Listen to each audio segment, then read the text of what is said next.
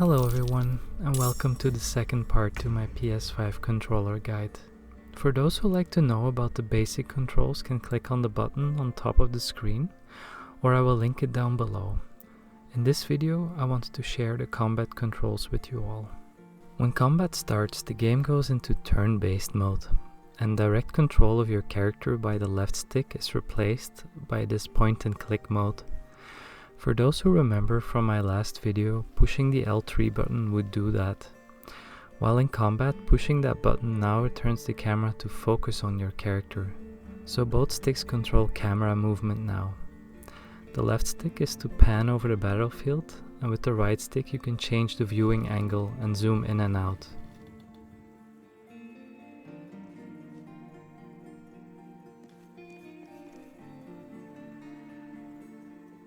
If I pull the right stick all the way down, I will go into tactical view mode. You can leave tactical view mode by pushing the right stick up again. Pushing in the right stick, or otherwise called R3, we can still highlight objects. This is very useful to see explodable barrels, for example, or this red area means the field of view of the enemy in case you are trying to hide in combat, and you can try and sneak around somehow. Also, the sun sign indicates where there are shadows and where you are well lit. This is also useful in terms of sneak. So let's have a look at the UI for a moment. So the basics of a turn is that you can take an action and a bonus action, and those are shown here and here. Your spell slots are shown here as well. The amount of movement I have left is shown here and visualized on this bar, which you will see drain when I move my character. If it's empty, I can no longer move this turn. In the case of my druid, it shows how often I can still wild shape before resting. Very useful before attacking is to examine an enemy and see what its weaknesses are, for example. I move the cursor over to an enemy and push down on the D-pad to examine.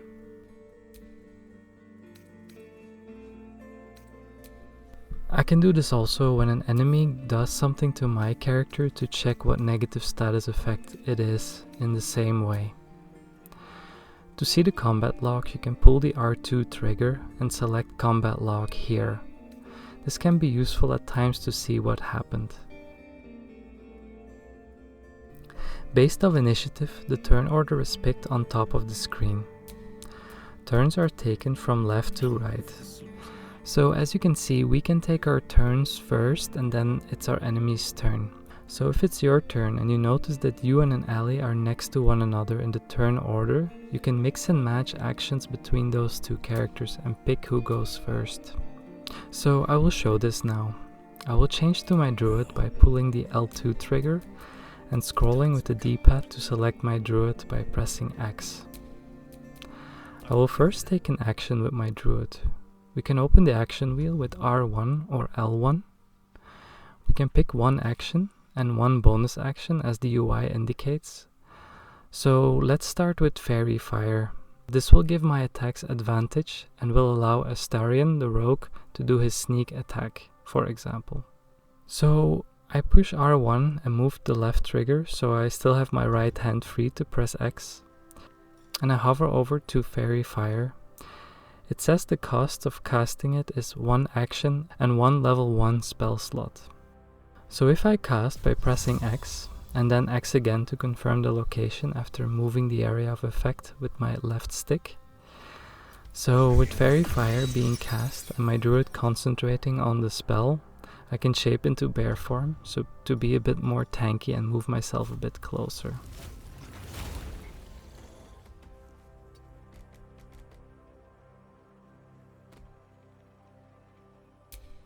I can now move over to Astarion and press R1 and select Cunning Action Dash.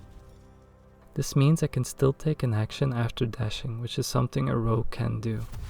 In case of a self-target action, you only have to select it once and it casts on its own after that.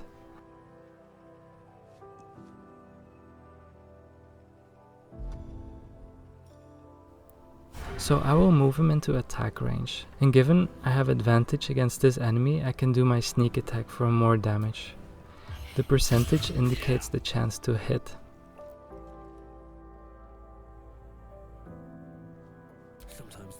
So there we have done our moves, and I will end my turn by pressing triangle. So I will let this fight play out for those who like to follow along with the buttons that are being pressed. I will react to some of the actions as well.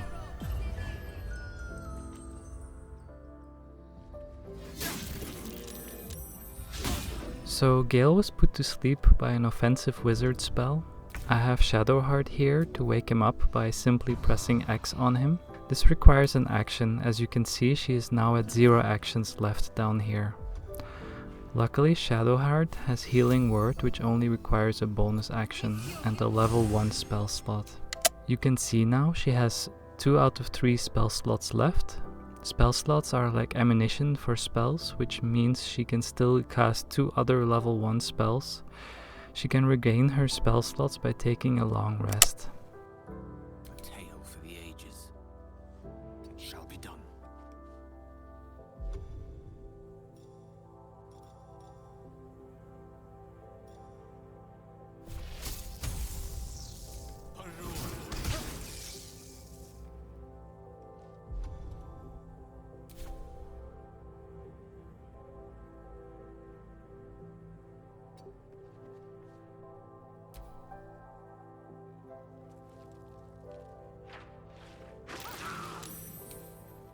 The enemy archer shot an arrow with an acid area of effect, which did damage on impact and broke my druid's concentration, and we lost the benefit of fairy fire. While acid does not further damage while standing in it, but it reduces your armor class by 2, which means you will take more damage.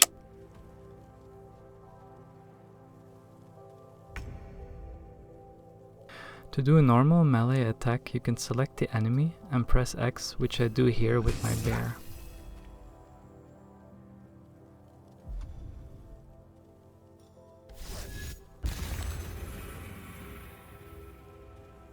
I'm ready.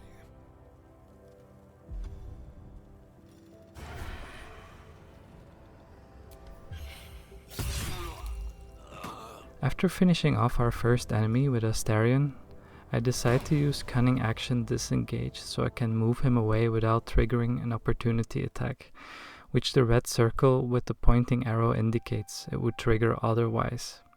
It basically means if I would move Astarion without this, the enemy would get a free attack in on Astarion.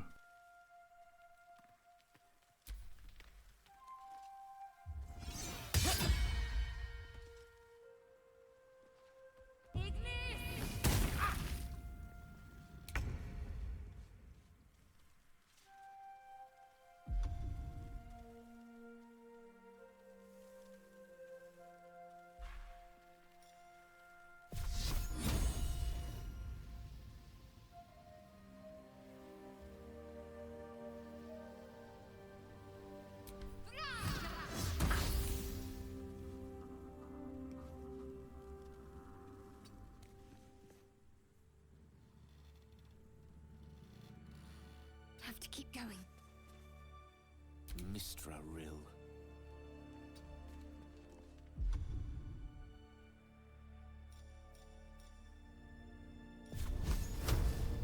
Some of you might notice that I casted a fire cantrip here with Gale. It didn't take a spell slot, just an action.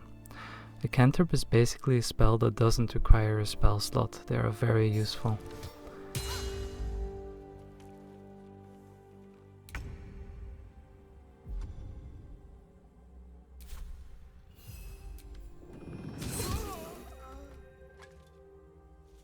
What path lies before me?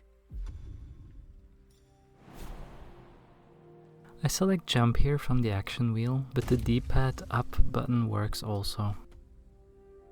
Go for the throat.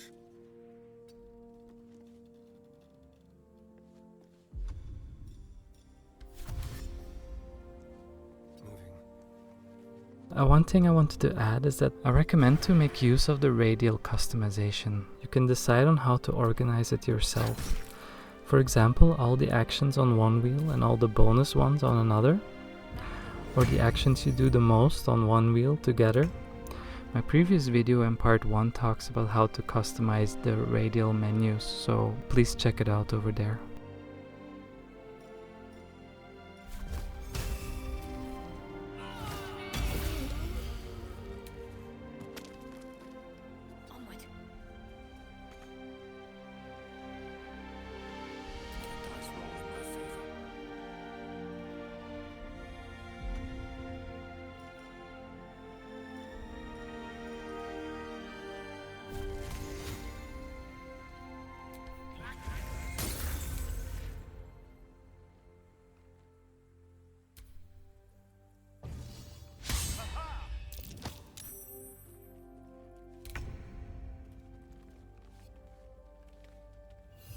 shouldn't have made me angry.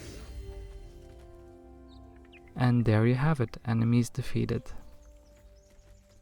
There's one additional thing I forgot to mention. There is the option to switch between targets by using the D-pad left and right button. Basically next target and previous target. I don't use this very often because I find it personally a little bit clunky and more direct to just target enemies directly. So this was my guide on the PS5 controls. Thank you to everyone who gave me feedback on my previous video. The amount of reactions came to me as a surprise, and I'm glad I was able to help out some people.